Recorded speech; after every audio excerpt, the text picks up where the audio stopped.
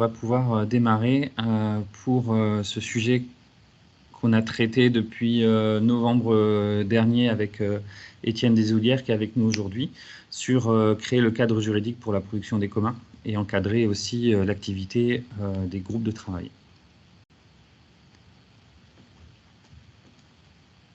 Alors, pour démarrer aujourd'hui, un peu comme d'habitude, je vais vous donner les actualités, en tout cas pour le mois de juin, pour que vous puissiez être préparés sur les grands événements qui arrivent au campus sur le mois de juin. Et puis après, on va dérouler la présentation sur le cadre qu'on souhaite mettre en place autour des GT. Donc, en termes d'actualité, comme vous le savez, il y a un nouveau format qui existe, qui est le Talk for Talk, qui a été déplacé du mois de mai au mois de juin, qui aura lieu le 8 juin. C'est un premier événement qui est vraiment dédié à des échanges entre opérationnels. Et c'est un nouveau format qui est porté par plusieurs membres du campus, qui aura aussi la vocation à pouvoir répondre aux demandes des membres. Donc, l'objet de ça, c'est de pouvoir fournir un nouvel espace d'échange et de rencontre pour les opérationnels nouveaux opérationnels qui sont ici au campus et ailleurs. L'idée, c'est de faire ça le jeudi soir parce que après, ça permet de continuer les conversations à la brasserie Comet & Co parce qu'il y aura derrière les after-work. On a un Startup & Go le lundi 12 juin avec Google qui vient discuter avec nous de comment faire des startups françaises et européennes des championnes de la cybersécurité. Autre événement assez important, on lance, vous pourrez voir la sortie du premier Cyberscope qui a été fait en collaboration avec un certain nombre des membres du campus. Et donc, c'est la première édition cette année qui sera présentée le 21 juin. Je ne l'ai pas noté ici, mais j'imagine que beaucoup d'entre vous le savent déjà. On a l'AG qui aura lieu le 29 juin au campus. Qui sera quand même un moment assez important pour présenter les nouvelles directives et les nouvelles orientations et faire le bilan de l'année passée. Et puis, après de nombreux décalages, normalement, on devrait tenir cette fois-ci la Campus Party le jeudi 8 juillet. On sait que compte tenu des nombreuses manifestations, on n'avait pas pu tenir jusque-là, donc on espère que cette fois, ça va marcher. Ah, peut-être erreur de date, alors je vais vérifier. Deux autres éléments, on a ouvert la plateforme Sylvia, qui est une plateforme dédiée au développement d'IA dédiée à la cybersécurité. Il y a déjà une vingtaine de comptes qui sont ouverts dessus. On a proposé à nos membres, pour ceux qui le souhaitent, de venir tester la plateforme pendant l'été. Sur la plateforme, vous trouverez les 3 premiers IA pédagogiques qui ont été créés, un sur le typo-squatting, un sur l'identification de DDoS et la dernière sur l'identification de comportements anormaux. Et puis, ça peut permettre à vos data scientists de venir commencer à manipuler un tout petit peu l'IA destinée à la cybersécurité. En parallèle, on continue, on a décroché un budget pour financer des premiers projets d'IA dédiés à la cybersécurité. Et on est en cours de sélection de ces projets. Il y a encore la possibilité de venir déposer des projets. Pour ça, n'hésitez pas à contacter Juliette Farcy ou moi-même directement en utilisant nos mails. Que normalement vous avez déjà tous plus ou moins. Et puis, comme vous le savez, il y a la brasserie Comet & Co qui est ouverte. Vous pouvez aller y déjeuner, donc c'est déjeuner le midi, tous les midis. Et puis, c'est là où ont lieu les after-work tous les jeudis. Donc, la brasserie Comet & Co, c'est la petite annexe juste à côté du campus cyber. Alors, je vois que j'ai fait... Maintenant, je vais laisser la place à Étienne Desoulières, qui est l'avocat qui nous a accompagnés pour faire tout ce travail d'études, de compréhension et de définition d'un cadre juridique pour la production de communs. Et on a souhaité que ce soit lui qui vous le présente parce que clairement le niveau de technicité qu'il faut avoir pour pouvoir bien expliquer, bien comprendre est bien supérieur à celui que j'ai en droit. Donc c'était quand même assez important que vous ayez la personne la plus adéquate pour vous présenter l'ensemble de ces sujets. Tous ces sujets après, ils seront remis aussi sur le wiki dans la partie commun. On va mettre en place la page, on va mettre aussi à disposition l'ensemble des documents. Je pense que ce sera fait dans la semaine. Et puis aussi cette vidéo qui est enregistrée. Je vais te laisser la main, Étienne, si tu veux te présenter, puis prendre la main sur la présentation. Tu es en mute. Tu es en mute pour l'instant. Bonjour à tous, merci Fabien pour cette invitation. Comme le disait Fabien, les concepts juridiques qui vont être utilisés pour définir le cadre juridique de Campus Cyber et des groupes de travail sont relativement complexes, mais je vais essayer ici de vous les présenter de la manière la plus compréhensible possible. Et vous allez voir que finalement, ça n'est pas si compliqué que ça de comprendre les grands principes. Je m'appelle donc Étienne Desoulières, comme l'a dit Fabien. Je suis avocat à Paris en propriété intellectuelle et nouvelles technologies. Je suis également enseignant pour le Conservatoire des arts et métiers sur ces mêmes thématiques. J'étais, il y a quelques années, au comité juridique de Creative Commons France. Et c'est là que j'ai été sensibilisé à la question des communs et à la question de l'accessibilité pour le grand nombre des concepts juridiques sous-jacents aux questions de propriété intellectuelle et nouvelles technologies. Aujourd'hui, nous allons commencer par la question des ententes et des exemptions qui concernent ces ententes, avant d'évoquer une nouvelle exception à l'application du droit des ententes, qui est le cadre de la cybersécurité défini par une nouvelle directive, avant de se plonger dans le cadre juridique précisément des groupes de travail, qui est défini par ces grands concepts de libre concurrence et exception à la libre concurrence définis par le droit européen.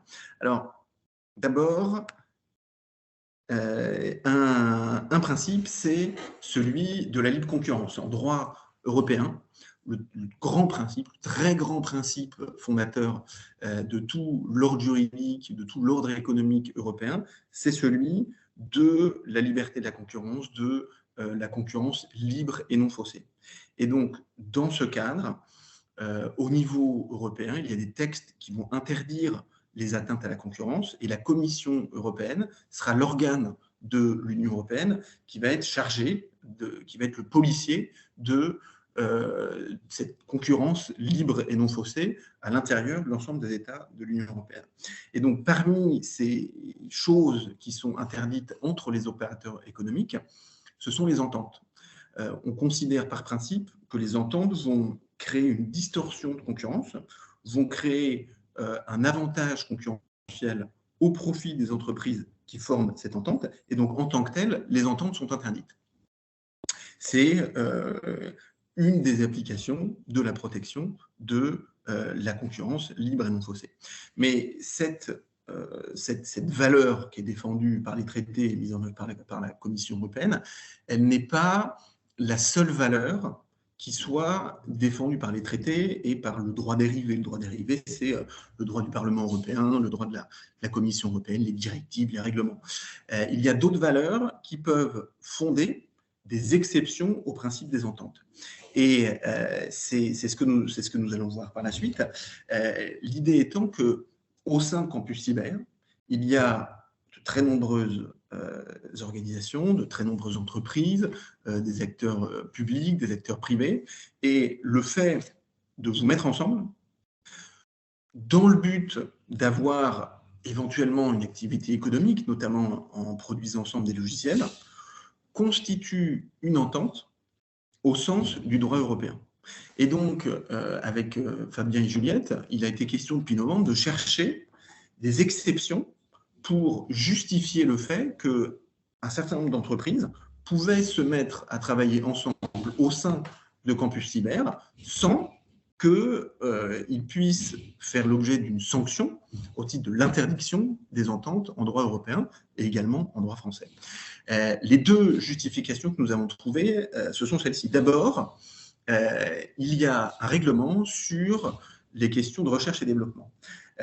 Au niveau européen comme au niveau français, on va considérer qu'il est légitime que les entreprises se mettent ensemble pour avoir des activités de recherche et développement parce que cela sera in fine bénéfique à l'ensemble des consommateurs d'avoir des entreprises qui font augmenter le niveau technologique. Alors, je précise que c'est bien la pensée de la Commission européenne que j'énonce là, enfin, des institutions européennes, et c'est, disons, la position officielle qui vient fonder ce qu'on appelle une exemption, c'est-à-dire une exception à l'application de l'interdiction des ententes, en matière de recherche et développement. L'idée qu'il faut retenir, c'est le règlement d'exemption de la Commission, c'est le texte qui fonde cette exception à l'interdiction des ententes, nous dit « OK pour avoir des activités en commun avec plusieurs entreprises de recherche et développement, mais alors dans ce cas-là, vous devez quand même respecter un certain nombre de règles. » Et ces règles, elles sont édictées dans le règlement d'exemption, et ces règles, elles sont notamment de deux ordres. Le premier ordre, c'est que les entreprises qui vont se mettre à travailler ensemble devront partager ce qu'on appelle les connaissances propres, c'est-à-dire les connaissances qui sont à la base, qui leur permettent en amont d'avoir les compétences, les connaissances pour réaliser ces activités de recherche et développement. C'est souvent une étape assez difficile, notamment pour les grandes entreprises, parce que pour avoir le droit d'avoir ces activités en commun de recherche et développement, il va falloir partager des données qui, généralement, sont gardées assez jalousement, des données confidentielles, par ces grandes entreprises. Donc, ce sera une culture du partage qui va primer sur ces confidentialités. Et les entreprises devront, au moins au stade de ce qu'on va appeler, vous allez voir tout à l'heure, le contrat d'exploitation, partager un certain nombre de données, d'informations, de connaissances sous-jacentes qu'on appelle dans le jargon européen les connaissances propres. Deuxième obligation, c'est que les résultats, ce qui a été produit en commun grâce au regroupement d'entreprises, doit aller toucher le public. C'est-à-dire que dans l'accord qui va être passé, on ne va pas pouvoir restreindre la possibilité pour ces résultats d'aller rencontrer le public, finalement d'aller bénéficier au plus grand nombre. C'est ce qui va justifier qu'il puisse y avoir une atteinte au principe de l'interdiction des ententes. C'est que le public, in fine, va pouvoir bénéficier d'avancées technologiques. Voilà la grande idée qui va ensuite orienter la manière dont le contrat d'exploitation en matière de logiciel va être rédigé. Deuxième grande idée en cette matière-là, deuxième exception qui vient d'être introduite en droit européen, c'est ce qu'on pourrait appeler l'exception de partage de données en matière de cybersécurité. La cybersécurité est considérée comme étant un des grands objectifs de l'Union européenne pour assurer une sécurité des institutions de l'Union, une sécurité des institutions des États membres, mais aussi une sécurité des entreprises, notamment dans les secteurs stratégiques. Et donc, dans ce domaine-là, on va considérer que si les entreprises collaborent, si elles partagent des informations, cette valeur protégée, la cybersécurité, la sécurité logicielle et la sécurité des données des entreprises et des institutions de l'Union européenne est une valeur importante et donc justifie qu'il y ait une atteinte au principe des ententes. Et donc, l'article 29 d'un nouveau règlement, d'une nouvelle directive, excusez-moi, sur la cybersécurité dans l'Union européenne, vient encourager les États à mettre en place des pôles comme l'ANSSI à l'intérieur de chaque État membre et encourage également les entreprises à collaborer entre elles pour échanger des informations, pour augmenter le niveau de connaissances et de compétences en matière de cybersécurité.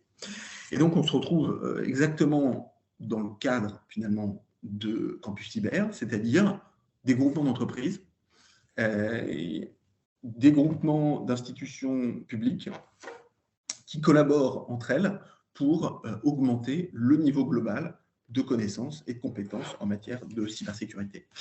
Et donc, on va se retrouver ici, finalement, avec deux cadres juridiques. En matière de création commune de logiciels, on va être dans le cadre de l'exemption du règlement d'exemption de la Commission européenne qui permet de collaborer aux fins de recherche et développement. Donc, on va pouvoir produire des logiciels ensemble, mais en respectant le cadre posé par ce règlement.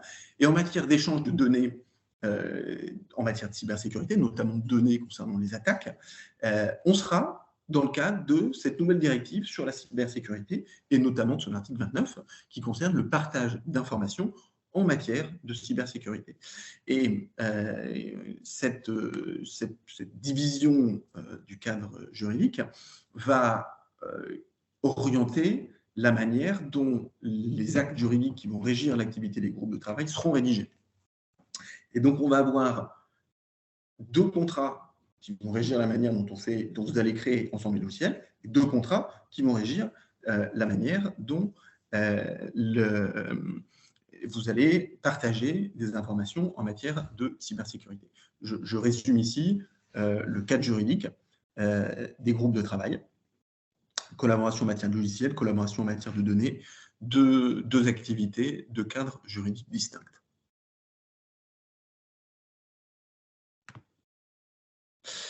Ensuite, pour chacune de ces activités différentes, partage de logiciels, création d'activités en matière de logiciels, partage de données en matière de cybersécurité, on va avoir deux contrats.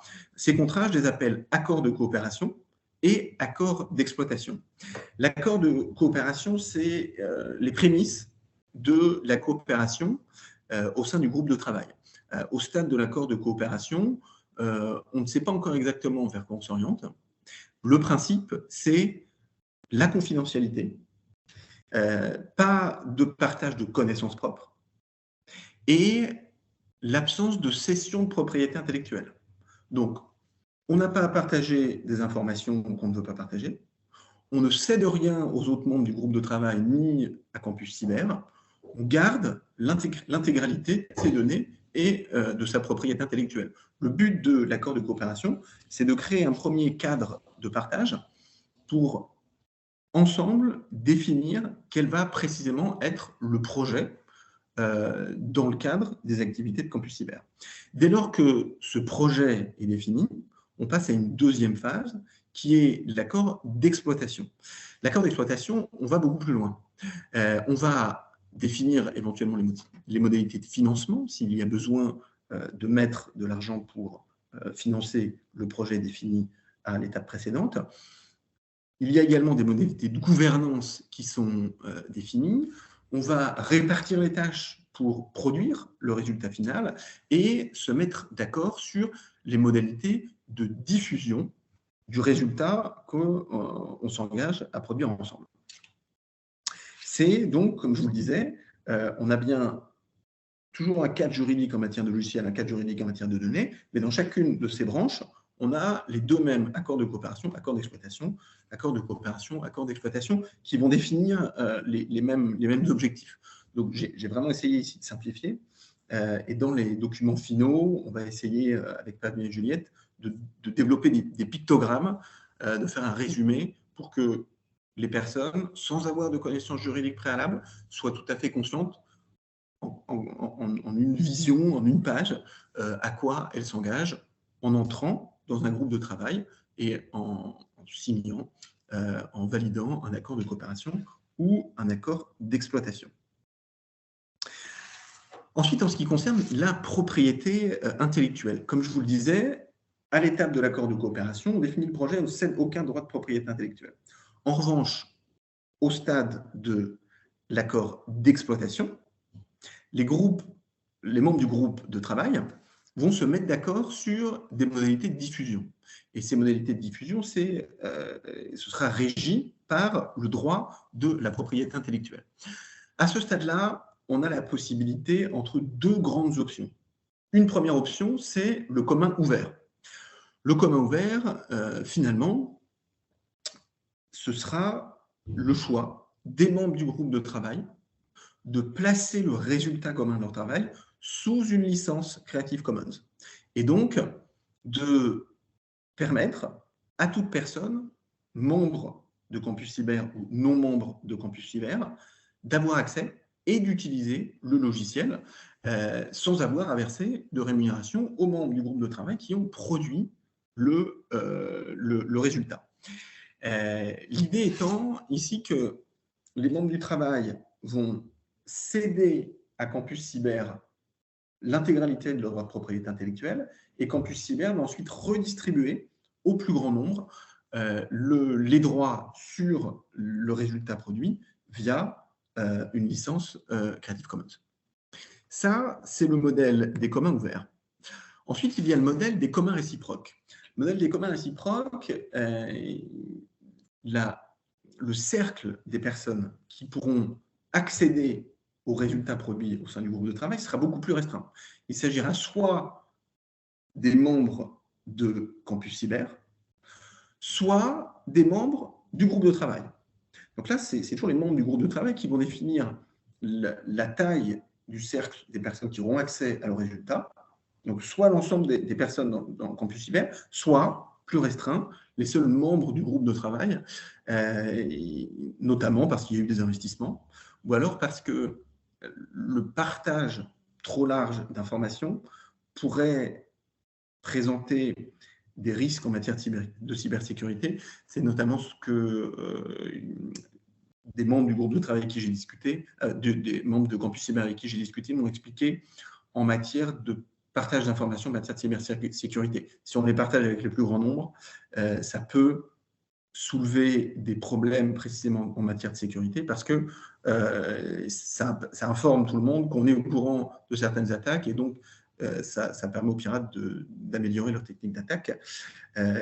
Donc si c'est protégé au sein d'un cercle restreint, en tout cas plus restreint, les avantages en matière de cybersécurité sont plus importants.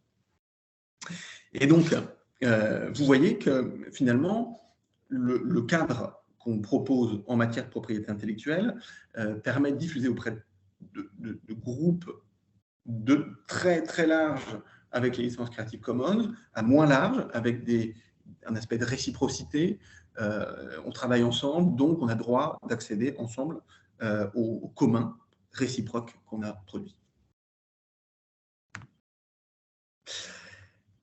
C'en est tout pour la présentation. On va, comme je vous l'indiquais, essayer de faire de résumer tout cela dans une présentation avec des pictogrammes pour la rendre accessible au plus grand nombre et notamment aux personnes qui ne sont pas juristes.